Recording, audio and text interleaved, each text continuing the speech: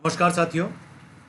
Sports training की unit, खेल प्रशिक्षण की यूनिट आपने शुरुआत की थी और एक वीडियो अपलोड किया था जिसके अंदर खेल प्रशिक्षण क्या होता है उसके परिचयात्मक भाग से आपको संक्षिप्त लेकिन विस्तृत रूप से जानकारी दी थी। संक्षिप्त इसलिए क्योंकि वीडियो का ड्यूरेशन कम था, विस्तृत इसलिए क्योंकि उसमें मटेरियल इतना था कि शायद कोई भी क्वेश्चन बाहर ना जाए। वहीं हमने अंत में छोड़ा था कि स्पोर्ट्स ट्रेनिंग के कुछ कंपोनेंट्स होते हैं और उन कंपोनेंट्स की संख्या कितनी होती है? 4। पहला कंपोनेंट फिजिकल कंपोनेंट था। दूसरा कंपोनेंट जब बात करूं तो वह दूसरा कंपोनेंट था टैक्टिकल, तीसरा टेक्निकल और चौथा साइकोलॉजिकल कंपोनेंट हमने बात की थी। अब पहले कंपोनेंट के ऊपर हम लोग विस्तार पूर्वक चर्चा कर लेते हैं। इन्हें खेल प्रशिक्षण के कंपोनेंट्स की स्पेशलिटीज भी कहा जाता है, जिसके ऊपर हम अभी चर्चा करेंगे। तो देखिए, सबसे पहले हम लोग स्पोर्ट्स ट्रेनिंग के जो वेरियस कंपोनेंट्स हैं उनकी कैरेक्टरिस्टिक्स या जिन्हें स्पेसिफिसिटी कहा जाता है, विशेषताओं की बात कर लेते हैं। और पहली चर्चा हमने करी थी, एक खिलाड़ी के लिए उसका फिजिकल कंपोनेंट सबसे ज़्यादा दर्जा रखता है, सबसे ज़्यादा महत्वपूर्ण भूमिका एक खिलाड़ी के खेल जीवन में फिजिकल कंपोनेंट की होती है। अब वह फिजिकल कंपोनेंट के माध्यम से, अपनी फिजिक के माध्यम से एक खिलाड़ी क्या करता है? एक खिलाड़ी फिजिकल कंपोनेंट के माध्यम से, फिजिक के माध्यम से अपनी मोटर स्किल्स को, मोटर स्किल किन्हें कहते हैं? वो गामक क्षमताएं जिनके माध्यम से हम लोग सुव्यवस्थित अपने आप को रख पाते हैं किसी खेल के अंदर, फिजिकली फिट, और उसी वजह से हम लोग स्पोर्ट्स स्किल अपनी दे पाते हैं। तो वो फिजिकल कंपोनेंट कहलाते हैं, जिनके ऊपर हम लोग चर्चा करेंगे विस्तृत रूप से। तो देखिए, फिजिकल कंपोनेंट्स की जब हमने बात करी तो गामक क्षमताओं के लिए या मोटर कंपोनेंट्स के हम लोग 5 चीज़ों के ऊपर मोटा मोटा जो है डिपेंड करते हैं। वो है मोटा मोटा क्या डिपेंड करते हैं?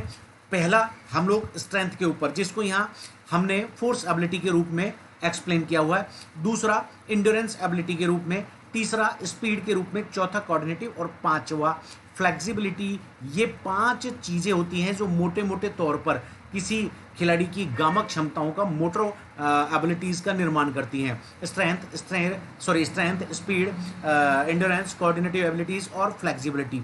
साथ ही साथ इन 5 के ऊपर जब हम लोग विस्तार परक बात करते हैं तो मोटी मोटी बात आती है कि क्या ये हमारी बेसिक, क्या ये हमारी मतलब मोटर कंपोनेंट जो है, क्या ये नीड है? क्या ये हमारी बुनियादी आवश्यकताएं हैं? क्या इनके बिना कोई काम हो नहीं सकता क्या? तो देखिए, इस चीज़ को समझ लीजिएगा, गामक क्षमताएं वास्तव में बुनियादी आवश्यकताएं होती हैं। यो किसी भी खेल के अंदर किसी भी इंडिविजुअल पर्सन की अपनी स्पेसिफिसिटी को दर्शाती है। कैसे? स्पीड आपके और मेरे अंदर, सबके अंदर है स्पीड की जब हम बात करते हैं, और स्पीड यूसेन बोल्ट के अंदर भी है। लेकिन यूसेन बोल्ट ने ट्रेनिंग के माध्यम से अपने मोटर कंपोनेंट्स को इतना हाईली रेजअप कर लिया है, केवल स्पीड ही नहीं, स्पीड के साथ स्ट्रेंथ भी, स्ट्रेंथ के साथ जब मैं बात करूं उसके रेंज ऑफ मोशन, जिसे हम लोग फ्लेक्सिबिलिटी कहते हैं, उसे भी, कि वह एक आम व्यक्ति से ऊपर उठकर एक एलीट पर्सनैलिटी हो गया है। अब यह सब कैसे संभव हुआ? उसकी फिजिकल ट्रेनिंग के माध्यम से, उसकी शारीरिक प्रशिक्षण की गतिविधियों के माध्यम से यह संभव हो पाया कि उसने अपने मोटर कंपोनेंट को एक आम व्यक्ति से बहुत ज़्यादा ऊपर उठा दिया। अब जब हम बात करें यूसेन बोल्ट की, तो क्या यूसेन बोल्ट जैसी ही प्रैक्टिस सभी को करनी है? नहीं। फिजिकल कंपोनेंट ये कहते हैं कि प्रत्येक खेल की अपनी अपनी कुछ आवश्यकताएं होती हैं, जिनकी विशेषताओं के आधार पर हम लोग जैसा वो डिमांड करते हैं वैसे ट्रेनिंग करते हैं। अगर मैं एक 100, 200, 400 मीटर का रनर हूँ तो मुझे अपने खेल के अंदर हाई इंटेंसिटी वाले काम करने होंगे। लेकिन अगर मैं कोई मैराथन रनर हूँ, 10,000 किलोमीटर, 5,000 किलोमीटर का मैं धावक हूँ, 10,000 मीटर या 5,000 मीटर, गलती से मैं किलोमीटर बोल गया, तो मुझे लो इंटेंसिटी वर्कआउट करना पड़ेगा। और ये डिसाइड कौन करेगा? मेरे बायोलॉजिकल फैक्टर्स, जिन्हें कि स्लो टिच फाइबर और फास्ट टिच फाइबर के अंदर कैटेगराइज किया जाता है। अब देखिए, इनके अलावा ये तो हो गया एथलेटिक्स जैसे खेल, इनके अलावा कुछ और खेल होते हैं जिन्हें फुटबॉल या बास्केटबॉल जैसा खेल भी कहा जाता है, जिनके अंदर मूवमेंट्स जो होते हैं वो साइक्लिक नहीं होते हैं। अभी हमने बात करी 100, 200, 400 मीटर, ये साइक्लिक मूवमेंट में स्पोर्ट्स थे। अब हम बात कर रहे हैं ऐसी जिनके अंदर हमारी गति तो अधिकतम होती है। देखिए, फुटबॉल, बास्केटबॉल, अब यहाँ क्या होता है कि कांस्टेंट कंडीशंस के साथ हाई इंटेंसिटी स्पीड होती है। मतलब इसका अर्थ क्या होता है? मान लीजिए मैं फुटबॉल के अंदर खड़ा हुआ हूं, अचानक से मेरी तरफ ओपोनेंट ने बॉल दी और वह मेरे गोल की तरफ बॉल लेकर जा रहा है, तो मुझे मेरी स्पीड को कांस्टेंट से टॉप स्पीड पर ले जाना होगा। अब इसके लिए क्या करना होगा? मान लीजिए वह मेरी सर्टेन दिशा या निर्धारित दिशा में तो बॉल देगा नहीं, वह दाएं बाएं ऊपर नीचे कहीं भी दे सकता है, तो चेंजिंग डायरेक्शंस में मुझे लानी पड़ेगी। और हो सकता है कि मेरा अपोनेंट एक अच्छा ड्रिबलर है, वो बॉल को लेकर चल रहा है, तो बॉल को लेकर चल रहा है तो जैसा उसकी गति है वैसी मेरी गति मुझे बनानी पड़ेगी। ये सब तब संभव हो पाएगा जब हम एक व्यक्तिगत प्रशिक्षण सत्र के अंदर अपने फिजिकल कंपोनेंट के ऊपर बहुत डीपली ध्यान दें। अब इनके अंदर हम जब बात करें कि किस किस चीज के ऊपर ध्यान देनी होती है, तो देखिए इनको कुछ कैटेगरीज के अंदर बता सकता है। जैसे बॉडी के अंदर जो फोर्स आउटपुट होता है, जो बल पैदा होता है, जिसे स्ट्रेंथ कहा जाता है, इसको हम परिभाषित करते हैं कि किसी प्रतिस्पर्धा के दौरान एकल क्रिया में एक उच्च शक्ति आउटपुट विकसित करने की क्षमता। मतलब ये कह रहा है कि एक सिंगल मोटर एक्शन में करूंगा, एक ही काम में करूंगा, कोई एक गेम में खेलूंगा, लेकिन उसके अंदर मैं अपने एक ही प्रयास के अंदर मैक्सिमम एफर्ट्स पैदा करने की कोशिश करूंगा। जैसे फुटबॉल के अंदर किक लगाना, बास्केटबॉल के अंदर कूदना, या वॉलीबॉल के अंदर स्मैश मारना, या मैं कहूं जिसके अपन हैमर थ्रो या जेवलियन थ्रो के अंदर अपना मैक्सिमम आउटपुट एफर्ट लगाना।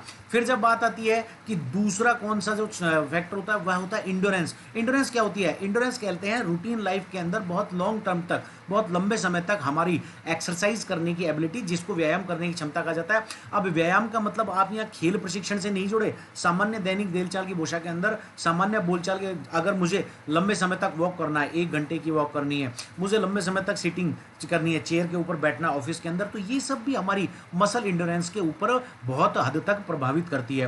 फिर इसके बाद मैं बात कर लेता हूँ स्पीड की। स्पीड किसे कहते हैं? स्पीड बहुत तेज गति से, या मैं कहूँ अपने शरीर की ऑप्टिमम गति से, अपने शरीर की ऑप्टिमम वेग से दौड़ना स्पीड कहलाता है। फिर कहते हैं इसके साथ चौथी एबिलिटी जो आती है, जिसको हम लोग कहते हैं अपने एक तरह से आप इस चीज को समझिए कि चेंजिंग डायरेक्शन, जिसे हम लोग दिशा परिवर्तन के साथ जोड़ते हैं, लेकिन दिशा परिवर्तन लो स्पीड के साथ नहीं, बहुत हाई स्पीड के साथ, अधिकतम गति के साथ, हाई स्पीड के साथ जब मैं चेंजिंग डायरेक्शन करता हूं, तो ये मेरी कोऑर्डिनेशन एबिलिटीज के अंदर आती है, चौथा फैक्टर, जिसको हम लोग अपने शरीर की क्षमता के साथ प्रभावित करते हैं। अब इन सबको, फिजिकल कंपोनेंट्स को एक एथलीट कैसे डेवलप करेगा?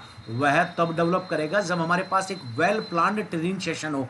और वेल प्लान्ड ट्रेनिंग सेशन के ऊपर कुछ बेसिक फंडामेंटल्स बताए गए हैं। 5 बुनियादी सिद्धांतों को, 5 प्रिंसिपल्स को लागू करना होता है, जिनमें से 3 सिद्धांत जो होते हैं वह बेसिक सिद्धांत, फंडामेंटल प्रिंसिपल्स कहे गए हैं, जिनको हमको लागू करना ही करना है। और वो कौन कौन से हैं? वह देखिए 3 सिद्धांत है: विशिष्टता, अनुकूलन उत्तेजना का आकार और प्रगति। अब ये क्या होते हैं, इनके बारे में हम लोग चर्चा कर लेते हैं कि एक वेल प्लान्ड ट्रेनिंग सेशन के अंदर हम लोग किस तरह से इनको डिजाइन करेंगे। तो सबसे पहले हम लोग बात कर लेते हैं विशेषता या स्पेसिफिसिटी की, कि विशेषता या स्पेसिफिसिटी किसे कहते हैं। तो देखिए किसी भी खेल के अंदर, कोई भी खेल हो, उसके अंदर कुछ हमको स्पेशल तैयारी करनी होती है। कुछ जैसे वॉलीबॉल के खिलाड़ी को स्मैश मारना, फुटबॉल के खिलाड़ी को किक मारना, बास्केटबॉल के खिलाड़ी को ड्रिबल करना। अब ये सारी काम, जब कोई एथलीट किसी भी काम को क्रिया विशेष के माध्यम से बेहतर बनाना चाहता है, तो वह किसी भी खेल विशेष से संबंधित होते हैं। जैसा मैंने अभी आपको एग्जांपल दिया, मैराथन रनर 2 घंटे का डेली सेशन लेगा, स्प्रिंटर 100 मीटर की स्प्रिंट को 100 टाइम दोहराएगा, फुटबॉल का खिलाड़ी जो है वो फुटबॉल के साथ वेरियस एक्टिविटीज करेगा। या मैं कहूँ एक सादा सा एग्जांपल जो हमने यहाँ पर आपको दिया हुआ है कि मान लीजिए वॉलीबॉल में एकदम से बहुत स्पीडी स्मैश मारने के लिए आपको एक स्पीडी टेक ऑफ लेना पड़ेगा, तो इसके लिए आपको बोथ लेग टेक ऑफ लेना पड़ेगा, दोनों पैरों से एकदम टेक ऑफ लेना पड़ेगा। अब इस एबिलिटी को, इस फिजिकल एबिलिटी को मैं कैसे डेवलप करूंगा? इस फिजिकल एबिलिटी को मैं डेवलप करूंगा प्रशिक्षण सत्र के दौरान, इस तरह की एक्सरसाइज को अपने सत्र में इन्वॉल्व कर जो मेरे टेक ऑफ के मतलब एक्सप्लोजिव स्ट्रेंथ को विकसित करती हो। दूसरा जो बुनियादी सिद्धांत आता है, वह सिद्धांत आता है अनुकूलन उत्तेजना का अनुकूलन उत्तेजना की अवधि। अब इसे क्या कहा जाता है? देखिए इंग्लिश के अंदर इसको लिखा है साइज ऑफ एडेप्टेशन स्टिमुलस, लेकिन इसको समझिए, इसे कहा जाता है कंडीशनिंग। कंडीशनिंग मतलब किसी भी खेल की जो बेसिक डिमांड्स हैं, मान लीजिए 40 मिनट का हॉकी का गेम है, 60 मिनट का हॉकी का गेम है, मुझे 15-15 मिनट के 4 क्वार्टर खेलने हैं। पहले हॉकी 35-35 मिनट के 2 हाफ होते थे, बहुत सरल गेम हुआ करता था, लेकिन आज हॉकी जो है बहुत स्पीडी गेम हो गया है। आइस हॉकी की मैं बात करूं, जैसा गेम होगा वैसे गेम के ऑप्टिमम स्तर, ऑप्टिमम का मतलब उसका उच्चतम स्तर जो हो सकता है, और उस उच्चतम स्तर को मेरे अपने शरीर के ऊपर मुझे लागू करना है। अब लागू करना है तो क्या होगा कि मेरे शरीर का जो सामान्य स्तर है जिसे होम्योस्टेसिस कहा जाता है, वह होम्योस्टेसिस क्या करेगा, वह होम्योस्टेसिस स्टिमुलेंट्स पैदा करेगा। मतलब देखिए जैसे मैं भाग रहा हूँ, मैं थकान आएगी, थकान थकान की वजह से लैक्टिक एसिड बनेगा, या मैं कहूँगा मेरी रिएक्शन एबिलिटी कमज़ोर हो जाएगी। तो ये सारे काम अगर हम लॉन्ग टर्म तक करेंगे तो बॉडी अडेप्टेशन नहीं कर पाएगी। मुझे क्या करना चाहिए, अगर मुझे एक well planned training session develop करना है तो मुझे एक बड़े ट्रेनिंग सेशन को छोटे छोटे टुकड़ों के अंदर काट कर और खिलाड़ी को यह काम कराना चाहिए। अब मैच के शुरुआत में जैसा होता है वैसा एक सेशन दे दिया, मैच के मध्य में जैसा होता है वैसा एक सेशन दे दिया, और मैच के लास्ट में जैसा सेशन होता है वैसा एक दे दिया। लेकिन इसके लिए क्या कराना है, खिलाड़ी को उतनी ही तीव्रता के व्यायाम करा के फिर उस सेशन में लाना है, जिससे उसको ये लगे कि भाई मैं 70 मिनट में खेलने के बाद लास्ट का 20 मिनट में इतना थका हुआ था, तो ऐसी ट्रेनिंग कराई। तो इसे अनुकूलन उत्तेजना का सिद्धांत कहा जाता है। इसे भी कोच अपने ट्रेनिंग सेशन के अंदर खिलाड़ी के बेटरमेंट के लिए लागू कर सकता है। अब अगली जो बात आती है, जिस बात को हम लोग कहते हैं, उससे पहले हम लोग कुछ उदाहरणों के साथ इसको स्पष्ट कर देते हैं। मैं उदाहरण बताना भूल गया था। मान लीजिए स्ट्रेंथ ट्रेनिंग का हमने कोई सेशन प्लान किया। अब स्ट्रेंथ ट्रेनिंग सेशन के अंदर हम लोग क्या करें, आज मैं स्ट्रेंथ ट्रेनिंग का सेशन लगा रहा हूँ आधे घंटे का, 2 दिन बाद लगाऊंगा 35 मिनट का, 2 दिन बाद और लगाऊंगा 40 मिनट का, फिर उसके 5 दिन बाद लगाऊंगा 45 मिनट का। अब इस तरह से हम लोग ट्रेनिंग सेशन की अवधि को बढ़ाकर हम लोग क्या कर सकते हैं, एडेप्टेशन क्वालिटी को, एडेप्टेशन एबिलिटी को बढ़ा सकते हैं, या ड्रिल्स की या सेट्स की या एक्सरसाइज की संख्याओं को बढ़ा सकते हैं। या हम क्या कर सकते हैं, डिग्री ऑफ डिफिकल्टी जिसे कहा जाता है, मतलब सरल व्यायाम की जगह हम लोग जटिल व्यायाम करना शुरू कर दे, या हम क्या करें, रिकवरी पीरियड या रेस्ट पीरियड को हम लोग छोटा कर दे। इस तरह से हम लोग अपने बॉडी को कंडीशनड कर सकते हैं, मतलब अडेप्टिव कर सकते हैं, जैसा हमारा ट्रेनिंग सेशन है उसके जैसा हम ढाल सकते हैं। अगला हम जब इसके बारे में बात करते हैं तो अगला आता है जो सबसे महत्वपूर्ण सिद्धांत है, या मैं कहूँ कंपोनेंट है फिजिकल कंपोनेंट का, प्रोग्रेशन। आप एक ही, मान लीजिए आप 100 मीटर के खिलाड़ी है, 100 मीटर में आपने 1 साल पहले टाइम दिया 10.5 सेकंड, आज भी दे रहे हैं 10.5 सेकंड, और 1 साल बाद भी देंगे 10.5 सेकंड, तो यह बेकार है। अब इसके लिए आपको क्या करना है, आपको अगर एक बेहतर खिलाड़ी बनना है, अपने फिजिकल कंपोनेंट को बढ़ाना है, तो उसके लिए आपको अपने ट्रेनिंग सेशन के अंदर लोड, वॉल्यूम और इंटेंसिटी को डे बाय डे इंक्रीज कर देना चाहिए। लेकिन कैसे, प्लान्ड तरीके से। जब लोड इंटेंसिटी और लोड वॉल्यूम का चैप्टर आपके आएगा तो मैं आपको बहुत अच्छे से बताऊंगा कि किस तरह से आपको एक प्लान्ड सेशन में लोड इंटेंसिटी और लोड वॉल्यूम बढ़ाना है।